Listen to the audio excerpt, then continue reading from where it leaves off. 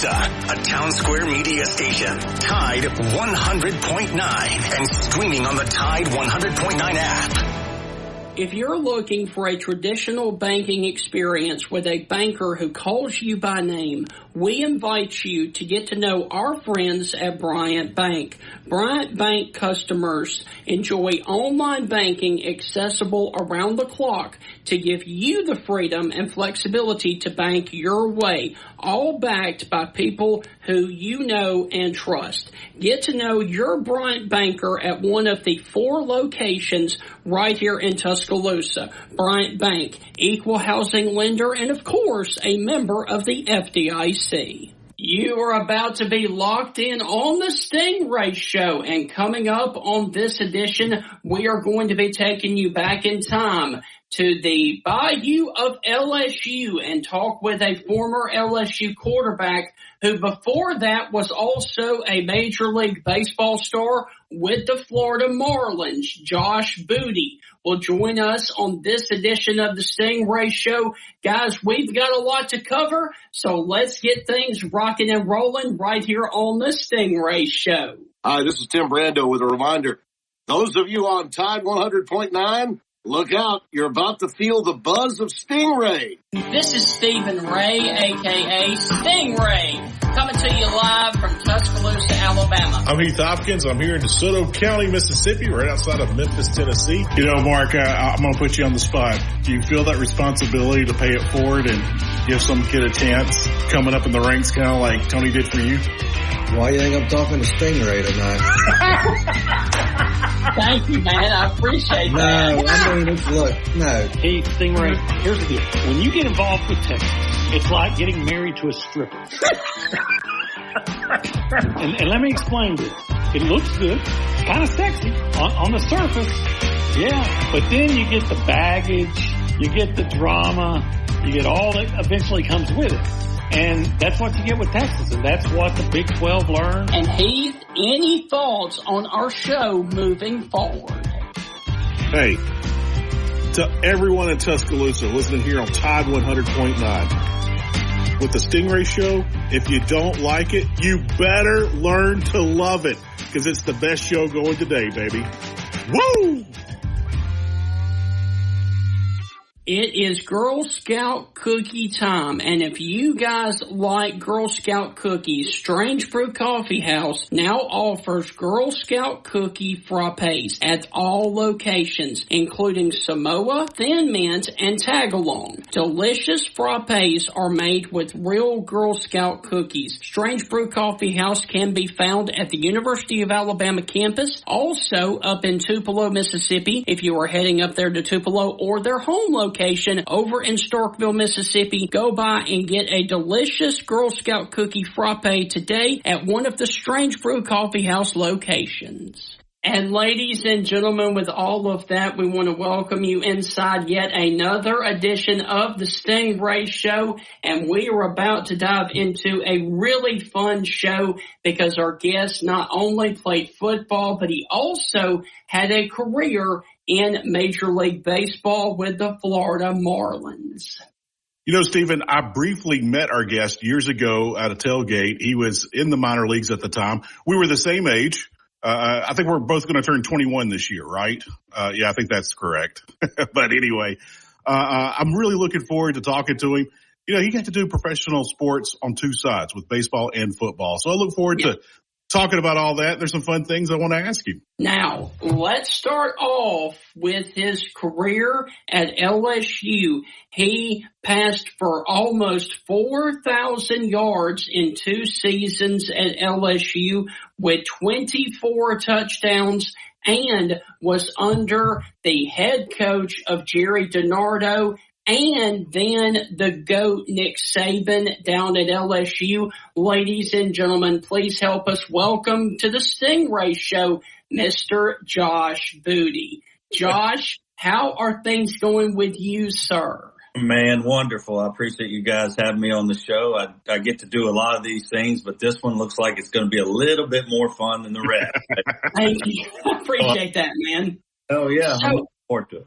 Josh, I've got to ask you, what are you up to nowadays? Man, I raise money for startup companies. I'm in real estate, gaming. I'm in a lot of different things. Healthy food is medicine. Me and my brother and I are launching a company called Bula, which is a big call to action social app where you can challenge, dare, wager your friends on the blockchain. And it's like social peer-to-peer gambling, which is fun.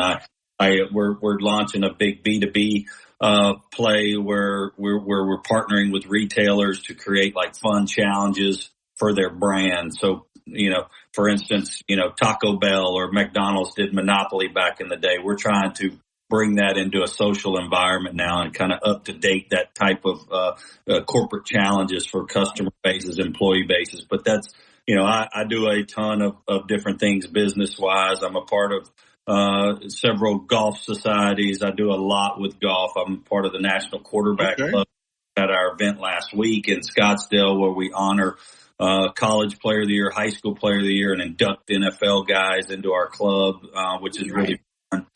Just do a whole lot of different things, man, to be honest with you. I'm on several boards and I got into a lot of business stuff, but I still love football, love baseball, golf, love the NBA. I love it all, man. Now, how many of the Booty Boys are there? There's 3 of you, right? 4. There's actually 4. Okay. So I'm the oldest of 4. My mom and dad are in Shreveport, Louisiana. My dad helped start the high school there, Evangel Christian, and then later started a high school, Calvary Baptist. But we played at Evangel. Me, Abram, who played at LSU, wide receiver, and JD, who played quarterback at USC, all went to Evangel. My youngest brother, Jack, who's in this Bula, we're the co-founders of Bula. He's here with me in Fort Lauderdale now. I'm living, but there's 4 of us. Jack played high school football and then coached with Doug Peterson. So he didn't play college football and then got into business with me. We won't talk much about your brother. I do remember I was still in media. I was in television. I was covering high school football. I had a friend at Northwestern State there in Natchitoches, Louisiana. Yeah. And he had a suite there in the Superdome for the state championship game. And I was down on the sidelines. Your brother threw this pass, and again, we're not going to talk about your brother. This will be the only time we'll talk about it. That's fine. Hey, I love him. John David, I was walking up that sideline. He was rolling to his right, and he flung it across his body to the opposite side goalpost down the field. And I bet you that throw was 40, 45 yards. It hit a guy for a touchdown. And I sat there, I was like, I'm on the sidelines for SEC games. Like, there's SEC quarterbacks who cannot make that throw. Now, it's a high school defense. He wouldn't be able to make that throw against SEC defense. But I was like, that arm, I was so impressed with that throw because he was going out of bounds. He was getting hit, threw across his body to the opposite hash mark and hit a guy for a touchdown. I think they won that game big that night. I think they won huge. Yeah, he was quite a player, especially at Evangel and at SC, and was drafted in the NFL. He backed up Brett Favre there in Minnesota for a few years. He was with Vince in Tennessee. I think Kerry Collins was there, and then he was with Matt Schaub in Houston. So he had a good little run, especially in college with Pete Carroll and SC. It was an awesome day. Now, I want to brag on you, Josh. If I'm not mistaken, because we didn't have the internet back in 1994, because I remember sitting there saying, it was like, how can someone even judge or rank high school players going into college? But if I'm not mistaken, you were ranked ahead of Peyton Manning in football coming out of high school. I want to say you were the number 1 recruit coming out of Louisiana, if not the nation. And some guy named Peyton Manning was number 2. Am I correct on that? Yeah, man, you are. Well, he was a big recruit too, and we were 1 and 2 in a lot of different magazines. They used to have the USA Today All-American team, which was like the most prestigious, and then Super Prep and Parade magazine and those most prestigious ones. I was able to I was the MVP of the Super Prep All-American team and first team. I think he was second team, and then Parade, I was the first team, and then Gatorade, he was the first team, the Gatorade player of the. So we were neck and neck, the whole. We were always watching each other, but again, I was playing baseball too, and I felt like I was just kind of a multi-sport athlete. He was, of course, groomed to play quarterback, and I wanted to play shortstop at LSU. Is really what I do for Skip Burtman back in the day. Right. Growing up playing high school football made me want to play football more and more. My dad was a football coach, but I grew up really thinking, my whole goal in life was to play big league baseball and play for the Yankees. That's how I grew up thinking, and then football became a part of my life when I got to high school because, football in the South is Friday Night Lights is so amazing and we were building something awesome. And then so I just fell absolutely in love with football. But baseball was always something that I wanted to do. Wow. If you would have played baseball, you might have been teammates with Mike Bianco, the coach at Ole Miss. He might have been a senior going out. But Eddie Furness was on that, too. That was the middle of the Gorilla Ball era. Yeah. So you'd have been part of the Gorilla Ball craziness. Big time. Of course, was at school or was recruited at the same time. Todd Walker was one of my best friends, of course, Hall of Fame second baseman. Yeah. He recruited me there, and they had such great teams back in the day with Lyle Mouton and Harry Barrios. I'm thinking of some of the Russ Johnson. Those were the guys that I looked up to and wanted to be like. And they had won a national championship my senior year of high school baseball. So it was a perfect situation. And their shortstop was going to get drafted, Russ Johnson. He was a supplemental, first, second round guy. And Todd played second. He was a first rounder. That same year as I was coming out of high school, but I was going to fit in there perfect, I think, to play shortstop freshman and then go across the street and try to play quarterback. Wow. So guys, we are up against our first break, and when we come back, we are going to dive further into your high school career and your Major League Baseball career. That's on the other side of the break. You're listening to the Stingray Show. We will be back with former LSU quarterback Josh Booty. Citizens of West Alabama, have you heard the news? The Bank of Moundville, which was established way back in 1907, offers personal loans of all sizes, unsecured and secured, with competitive interest rates. You can contact them today at 205-371-2227. Once again, that is the Bank of Moundville, 205-371-2227, or go by and see them in downtown Moundville. They are an equal housing lender and a member of the FDIC. Do you guys like to fish? I know I do, and if you have a pond or lake in your backyard that needs stocking of fish, you need to contact biologist Jeff Bagwell with Honey Hole Fisheries. He can help you stock your lake with bluegill, largemouth bass, and hybrid striped bass. You can get in touch with Jeff Bagwell and Honey Hole Fisheries at 205-799-0192. Once again, that is Honey Hole Fisheries, 205-799-0192. Contact Mr. Jeff Bagwell today and let him help you build the lake of your dreams. Do you guys dream about owning a home or a condominium down on the beautiful beaches of Alabama, say Orange Beach, Gulf Shores, or maybe even Fairhope? Then let me tell you about First Class Real Estate South Home Group's owner, Celeste Hagler. She has brokers down there in the beautiful beaches of Alabama to help you purchase the home of your dreams and to live where you love in the state of Alabama. You can contact Celeste Hagler. StraightTalk.com.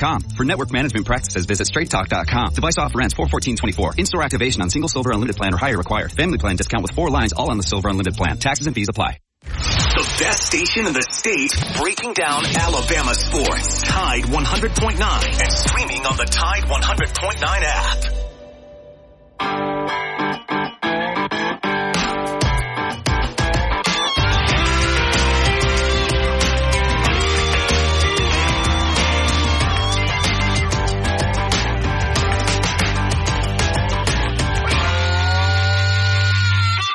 Welcome back inside the Stingray Show. Our guest this evening is none other than Florida Marlin World Series champion and LSU quarterback Josh Booty. And Josh, before the break, we were talking about your brother and, of course, your high school days. But I want to go a little bit further into your high school days. During that time, you played high school basketball, baseball, and football. How difficult was it to juggle all 3 sports? Man, it was fun. I love competing, whether it's bowling or ping pong or pickleball, it doesn't matter. I just love golf.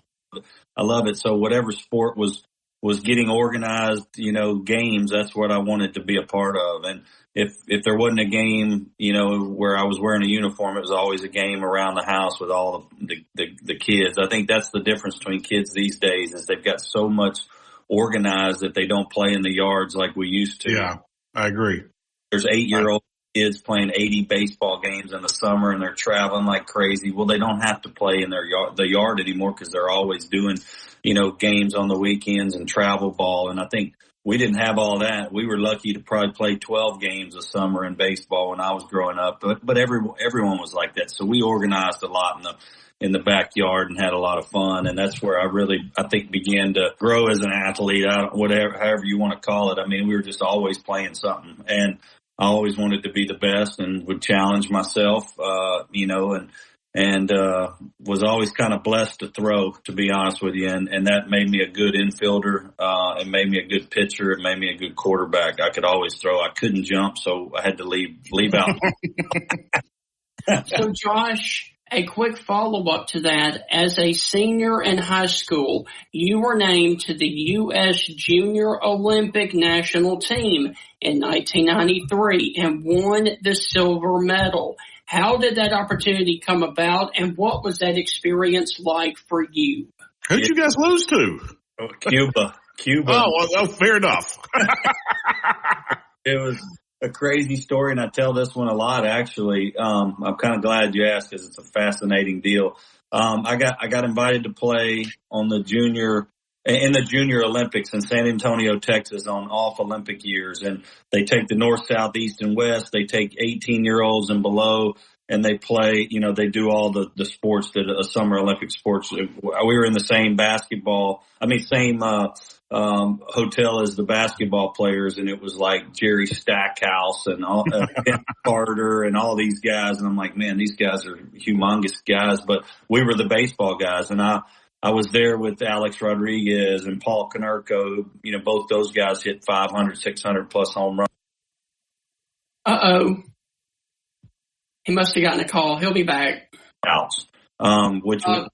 Josh, you left us, man. Sorry. Someone was calling me on my phone. Let me do this. It gave me I'll go back. So, it gave me an opportunity to play all summer on the U.S. team. We traveled all over. We were undefeated. We never lost a game as to what you're alluding to, Heath. How did we lose, with all that talent? Well, we played in the gold medal game in Ontario, Canada against Cuba, and they had lost like one game all summer. We had never gotten beat.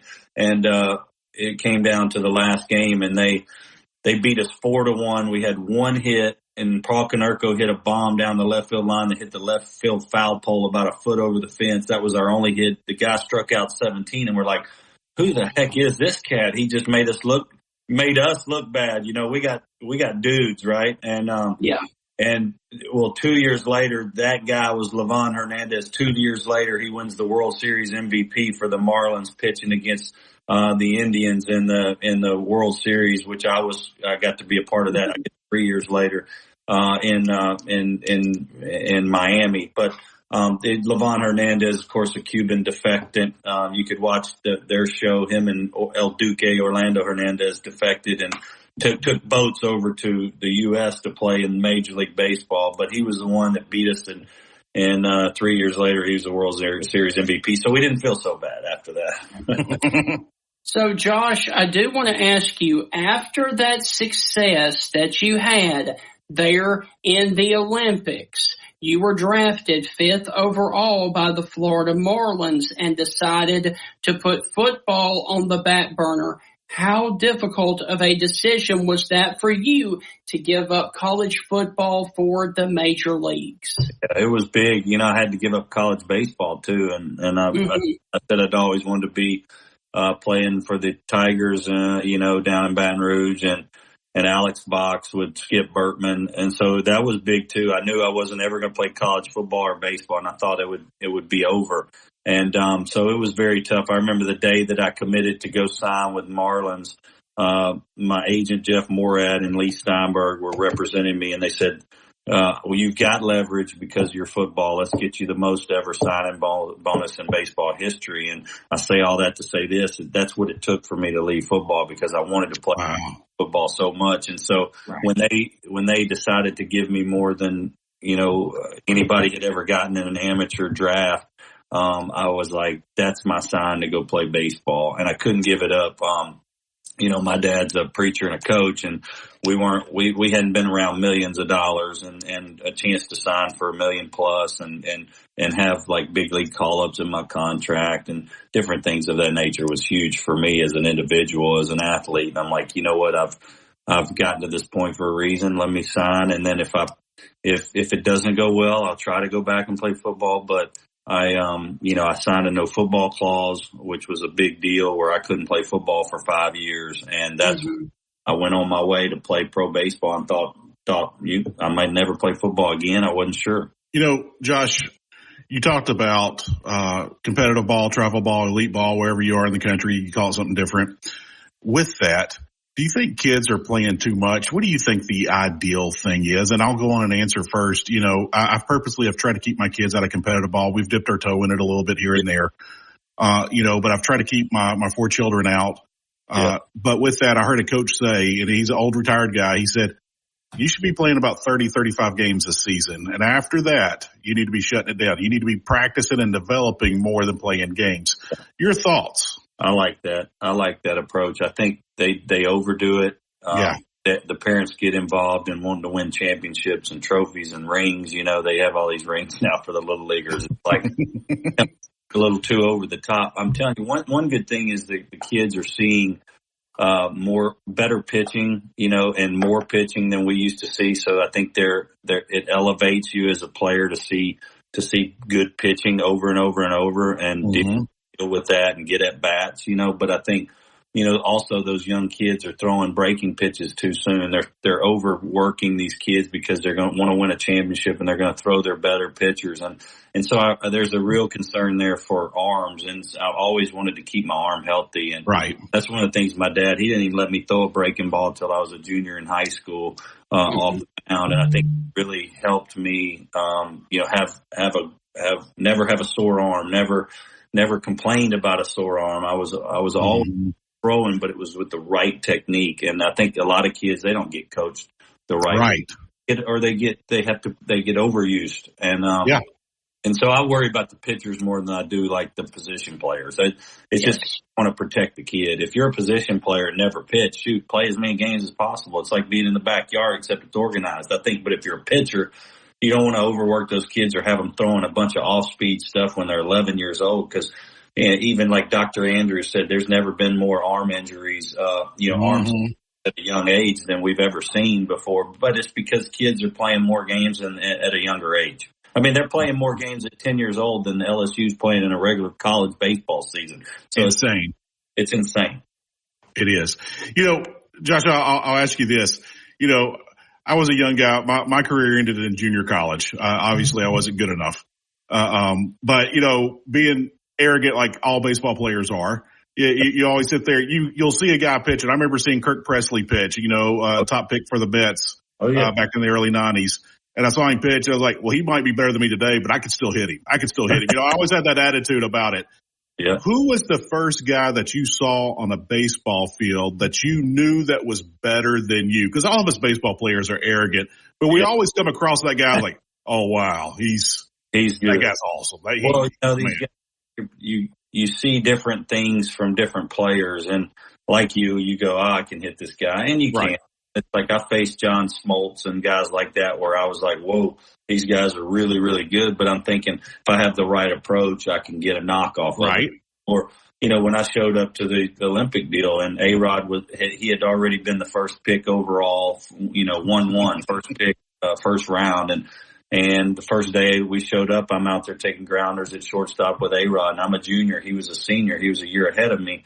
School-wise, and he had played so much baseball, and he was the first draft already, and I was a junior in high school, so I was like, I'm looking up to him going, I want to be like that. I want to be a first rounder. Let's watch how he works, So I think for me, it was more in awe maybe of, like when I got to the big leagues and Gary Sheffield was in the locker room and he came over to me and goes, let's go out for dinner or whatever in South Beach and stuff like that, where I'm like, wow, dude, I'm in the big leagues now. So Josh, on that note, we got to take another break, and when we come back, we are going to dive further into your time there with the Marlins and get to LSU. That's on the other side of the break. You're listening to the Stingray Show. We will be right back.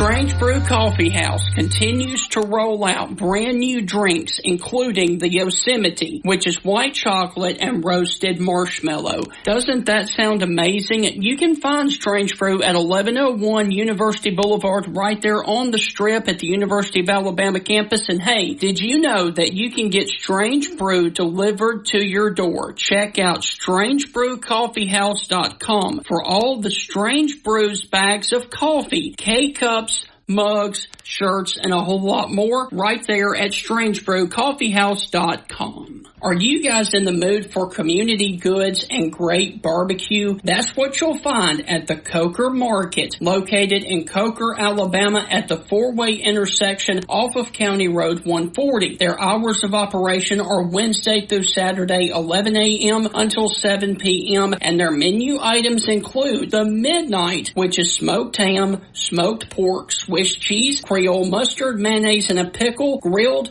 on French bread. That sandwich is absolutely amazing. Make sure you go and check out the Coker Market right there at the four-way intersection in Coker for amazing food and community goods. Your life can change on a dime, and if you are relocating for your job up to the Rocket City of Huntsville, the fastest growing city in the state of Alabama, you need to contact Celeste Hagler of First Class Real Estate South Home Group. She has brokers all over North Alabama to help you get settled with buying a new home in North Alabama. You can contact her at 205-861-5698. Once again, that is Celeste Hagler.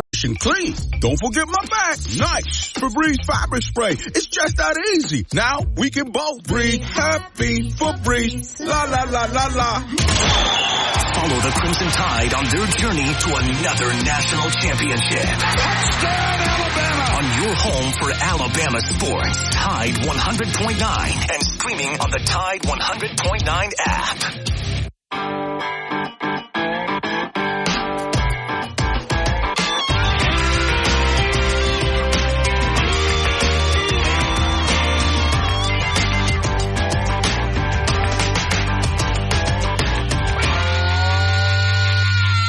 Hello, SEC fans. You're listening to Tide 100.9 FM. Here on the Stingray Show, I'm Heath Hopkins along with Stephen Ray. Our very special guest today. In 1994, he was the number one football recruit in America. He was a quarterback. He was ranked above Peyton Manning. Played minor league ball, signed with the Marlins. Had an NFL career. He's done it all. We're talking to none other than Josh Booty. And Josh, one thing I wanted to ask you. You were on the MLB show. Look, I didn't have a fastball or a curveball, so I threw a knuckleball. And you were on the MLB show, the last knuckler or whatever they called it, for the knuckleball pitchers. Are we ever going to see knuckleball pitchers ever again in Major League Baseball? Because I absolutely loved every single one of them. Man, I enjoyed doing that show. And then, I think that the knuckleball is such a different craft than anything else anybody's ever done in sports. I mean, it's such a wacky deal, right? And guys like that. Good hitters don't even like to hit against knuckleballers. It's like throws their rhythm off. If they're going good and they're in a hot streak, they'll ask the manager to sit that game out because it could throw them completely out of their rhythm, right? And for several days, if not a couple of weeks. Yeah, it's like the knuckleball is a different deal. And I got coached up by Tim Wakefield, rest in peace, one of my good buddies. Yeah. Wow.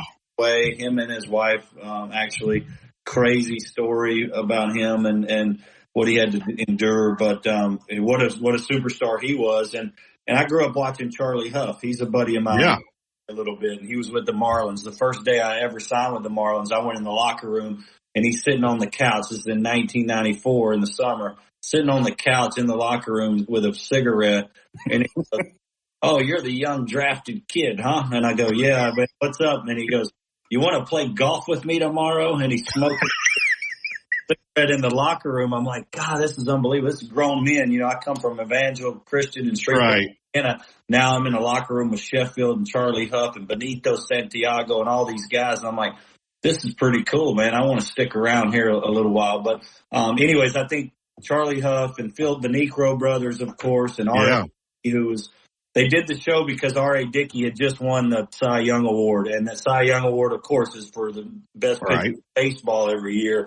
It's like the MVP and for pitchers. And it's the first time a knuckleballer had ever won. Major League Baseball Network calls me. We want to do a reality show. We want you to be on it. You know a little bit about baseball. And I'm like, yeah. And we always used to fiddle with the knuckleball, probably like you out in shagging the outfield. And I'm like, I could go win this thing because these other football players that they brought on the show that were quarterbacks had never played baseball at the level I had. And so I think it was I don't want to say it was an easy breezy through the reality competition show to win it, but I had a lot of baseball experience and could actually throw a knuckleball at decent speed. And I got a chance to pitch in spring training for the Diamondbacks out in Arizona against the Giants. I had 3 games, but it was a lot of fun. I can tell you that much. So, Josh, I have to ask you this, just because you mentioned the Diamondbacks right there. How excited were you and surprised to see them in last year's Major League Baseball World Series championship? I love it. You must be the D-backs fan. I think they've got a great organization. I think they've got great young players. I think they were hot at the right time. Yeah. I'd like to see them do it again this year and back into the big series. I like what they do. I enjoyed being there for what little time I was there. Of course, the staff has completely changed over the years. Kirk Gibson was there when I was there with Steve Sapp, Don Baylor, and a lot of the old legendary guys. Mark Grace was there on the staff. It was very fun to be around a lot of those legends. But what they're doing now with the staff that they got is pretty darn sweet. And so I keep up with them over everybody. So, Josh, a quick follow-up to that. And my final question for you, give us your thoughts on the first 3 weekends of college baseball this season, especially in the SEC, and how do you see it playing out moving forward? Well, you know me, I'm a big LSU guy, and I know LSU's ranked second behind Wake Forest, and of course, Wake Forest has got a great team. I think LSU's team last year was about as good as I've ever seen them be. Yeah. And LSU's had so many good teams through the years, especially since the late 80s. And so what LSU's done to build up its program, especially with the transfer portal and NIL and all that's happening in college sports now, it's so crazy to try to win every year, and kids, if they don't get playing time, they'll go somewhere else, and to keep a nucleus of the guys and to have guys coming back that are leaders for the team. And there's just a lot that goes into it. So I think at the end, it's all about good pitching and timely hitting, as we know, and that's all of baseball. And LSU's got the horses probably to do that. I don't know if they're as good as last year. Well, they're not. And, it'd be hard to duplicate that, but they could still win it. I like the SEC because there's so many great teams in the conference. Mm-hmm. You go head to head with, and I know Arkansas is ranked high, Bama's ranked high, Vandy's in the top 10 every year. I mean, so there's always going to be these teams, and now Oklahoma and Texas are going to come into the league next year. This thing's going to get really crazy, and SEC's already loaded. So I pull for LSU. Of course, Ole Miss and Mississippi State have had a lot of success lately with their championships. And so you never know. You never know who's going to win it. But I sure root for LSU, and I like the guys on their team. So, Josh, briefly going back to your Major League Baseball days, we always hear about it in college football. We hear about it in college baseball. But for you, which was the most intimidating road atmosphere in the major leagues when you were playing? Man, in the major leagues, I think I'd like to take a guess before you answer. Yeah. You can tell me no. Go ahead. St. Louis has the greatest fans, the most knowledgeable fans, but I'm going to say it's going to be a Wrigley Field day game. That's what I'm going to guess. I'm not a Cubs fan. I grew up a Cardinals guy. I would just guess that, just looking at since it was. But I could be completely wrong. What's the answer, Josh? Well, there's a difference between where my favorite place was and what's most hostile or the weirdest environment. I think the Phillies playing in Philadelphia, you can hear the fans, the Shea Stadium, the old Shea Stadium, where you could hear, they'll scream anything at you. They don't give a darn what you're thinking. You know what I'm saying? They don't care what they say. And right. So those stadiums up in the Northeast where it's a different breed of people that are, sitting around. You know what I'm saying? And so I think the old Veterans Stadium and Old Shea Stadium were pretty awesome. I remember taking the train to a subway out to Shea Stadium, and just that whole feel of being in New York, going to a venue like that, it was just awesome. And, I got to play in Montreal against Pedro Martinez back. Yeah. Montreal's not even an organization anymore. I mean, the old Expos, it's that was fun. I mean, I like every venue. It's like bucket list for me to check them off. And so those were all the fun ones that I remember. Coors Field was awesome as well. Yeah. Yes. Josh, before we let you go, we're going to bring you back. There's so many fun things we want to talk about. We just touched the tip of the iceberg. I know that's a cliche saying, but we really did in this one. Who's one guy in the SEC that you love talking baseball with and football with? Who's got the greatest stories? The coaches. Like, I played for Bruce Arians in Cleveland with the Browns 3 years, and he was with Jackie Sherrill at Mississippi State as offensive coordinator, and he recruited me in 1993, 94. And I remember when I went to visit him the first time, he was throwing up all his offense on the board, on the whiteboard and going through it. And I ended up not signing with Jackie Sherrill and him and Ron Polk at Mississippi State. I signed with LSU, but I later got to spend 3 years with Bruce in Cleveland, and he's one of the greatest storytellers of all time. And, the old Bear Bryant stories and stuff. And oh, wow. I got to spend time with Nick Saban. He was my coach at LSU the second year I was there. And, of course, listening to him just speak, period, is right. Serious. It's gold. And so I think those are the guys that I really enjoyed. Was probably the guys with the most stories were the old ball. What about baseball? Baseball, Jim Leland. I mean, okay. I love Jim Leland. He's a player's coach. I've got buddies that.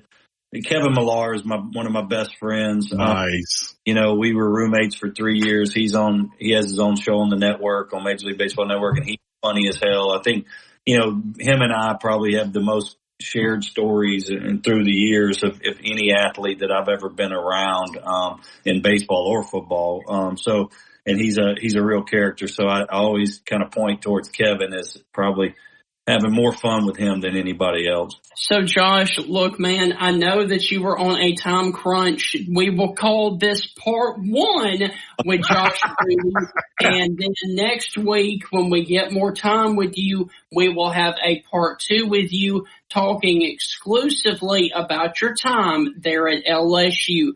Josh, anything else you would like to say before we let you go? No, it was a real joy to be on the show. Can't wait till next week, and let's have some fun. Let's continue this deal. Yes, all right. Sir. Thank you, Josh. So, Josh, we will be in touch, and we will do part 2 next week, okay? Guys, y'all have a good rest. Thank you. So, Heath, that is going to wrap up the interview there with Josh Booty. That was very, very awesome, to say the least. And we've got to take our final break. And when we come back, we've got a little bit of a surprise for you guys. That's on the other side of the break. You're listening to the Stingray Show.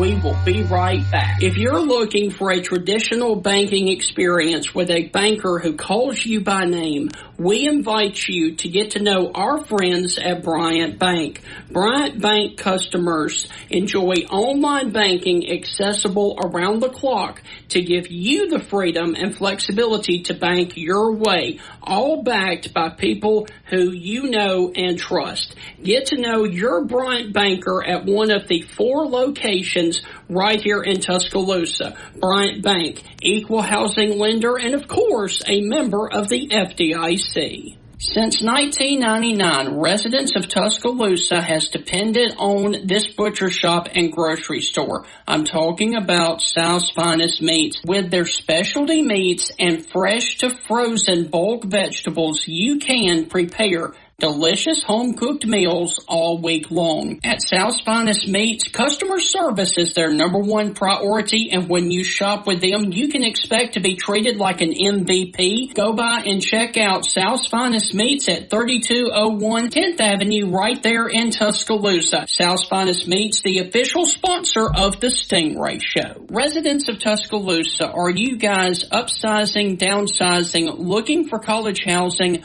or even relocating for your job right here to Tuscaloosa? If that's the case, then you need to contact Celeste Hagler, owner and operator of First Class Real Estate South Home Group. She can help you with the buying, selling, and investment needs throughout the state of Alabama. You can contact Celeste at 205-861-5698. Reach out to Celeste again at 205-8... Payback guarantee. Text support to 511-511. Morning Kick. These statements have not been evaluated by the FDA. This product is not intended to diagnose, treat, cure, or prevent any disease. Tax fees may apply. The best sports talk in the state. Tide 100.9 and streaming on the Tide 100.9 app.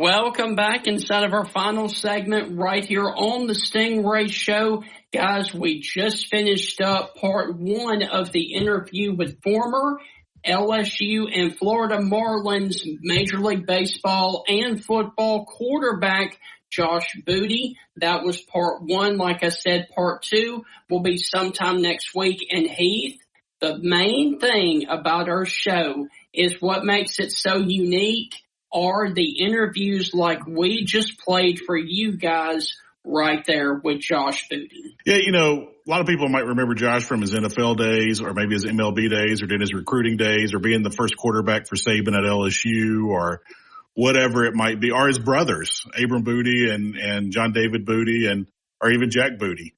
But, you know, it's fun to listen to Josh and tell those stories. You know, Stephen, he got paid professionally to play baseball and to play football. There's not too many people on this planet that have been able to pull that off. So, Heath, the reason that I say our show is so unique is because on Sunday, we actually had a very special something happen to us. On Sunday this past week, it was... You won the lottery? No. It's a little bit better than that, though, Heath. It was our 2-year anniversary of being a show on Tide 100.9. I'll take the 638 million. No, I'm joking. Or am I? I don't know. No, it's been a great 2 years. Yes. It's been a wonderful 2 years. You know, this isn't our day job. This is a hobby, but it's kind of growing into a day job. Our numbers keep growing and getting better. Our ratings are always getting better. The feedback we're getting from you guys is always wonderful, good and bad. It's I would say 90 to 95% of it has been good, excellent. Good. Yes. And so with that being said, you know, thank you to everyone who tunes in and listens. You know, it's so funny because I don't live in the Tuscaloosa area and I will randomly run into people here in the Memphis area and like, hey, that show that you did with somebody, and it'd been from months ago or a year ago. And I was like, oh, wow. You know, it just catches me off guard. And so we always enjoy you coming up and telling us what shows you did and didn't enjoy. We always enjoy the feedback, good or bad. But thank you. Thank everyone who is listening right now. Thank you so incredibly much. I am humbled and grateful that we get to spend time with you here on the radio and you enjoy it just as much as we do because we absolutely have a blast doing this. And you know, Heath, I was looking back last night.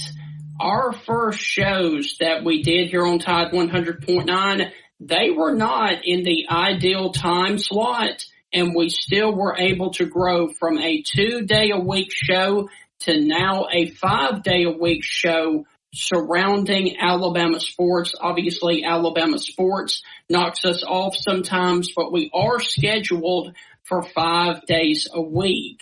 And I got to tell you, man, when we started, our show was Thursday evening at 9 o'clock, and then on Saturday at 11. And look how much we've grown since then. Yeah, every time we get the numbers back, it just blows my mind. And so thank you guys so incredibly much. Like, we don't do this for the ratings. We don't do it for the numbers. But when they come back and they're very highly respectable, we kind of change our format. Like, wow, we're just out here goofing around having fun. And now we're taking it serious. So, so with that, thank you to everybody. I know I thanked you a second ago, but so incredibly grateful that we get to spend time with you, whether it's on your walk, on your drive to work. If this is your getaway, we want to entertain you, make you laugh, take your mind off things, wow you with the fun stories. And, the secret for Stephen and I is bring in awesome guests and just let them tell their story. And we got some big names lined up here for you here in the next couple of days as well. So, Heath, let me also say this. If you are new to the Stingray Show and have not listened to us for very long, you may not know this. We were a video cast on Facebook, Twitter, and YouTube for a year and a half before Tide 100 picked us up. So our early stuff around the COVID year was on social media, and that really helped propel us to where we are today. And another fun story, Stephen, and I don't know if I've ever shared this with you. I might have shared it once before. I can't remember. But when you originally reached out and asked me to do the show, Stephen and I don't know each other. We were in a fantasy football league, an SEC fantasy football league together, and that's how our paths crossed. Yeah. And he found out that I was in television, and I knew Stephen was doing the rants, and and he was all over YouTube and Feinbaum and all the fun stuff, Tosh.0, all the craziness. And so he reached out to me and says, "Hey, do you want to do this?" Well, look, I got 4 kids, I've got rental property, I got a small business, I got a family, I've got a day job, I've got life. And I am super busy as it is. And so I was like, man, this is not a good time. I've always wanted to do a show, but this isn't a good time. And my original reaction was like, no, I just can't. And then before I could say no, you were like, hey, I got so-and-so and so-and-so and so-and-so. And you were listing off all these big names. And I sat there and I was like, Stephen, how do you know these people? And they're like, oh, they reached out to me during the rants and I've just kind of kept in touch with some of them. And I was like, wow. And I was like, and that just kind of took me back. And I was like, so some of these big names, these coaches and players and things that, they reached out to you and like take Coach Hugh Freeze. He was at Ole Miss at the time, but Coach Freeze reached out to you. There were former players and current players that had reached out to you during the rants. And so you kept in touch with them. And I was like, you know what? Okay, let's just see how this goes. Yes. And we have had nothing but fun on the show. It hasn't always been sunshine and rainbows, but we have a lot of fun doing the show, and it's grown and it's growing and it's going to grow into more. And we're just happy. We've been syndicated. We've had other stations reach out to us. So thank you for this little show that couldn't has now become the little show that can. And thank you all. Let me also say this as well. We are an SEC show, and we harp on that quite a lot.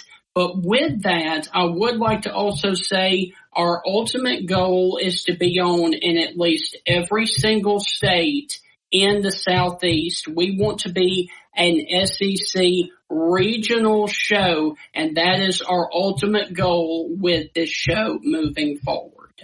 Yeah, we've already been syndicated. We're looking to grow that.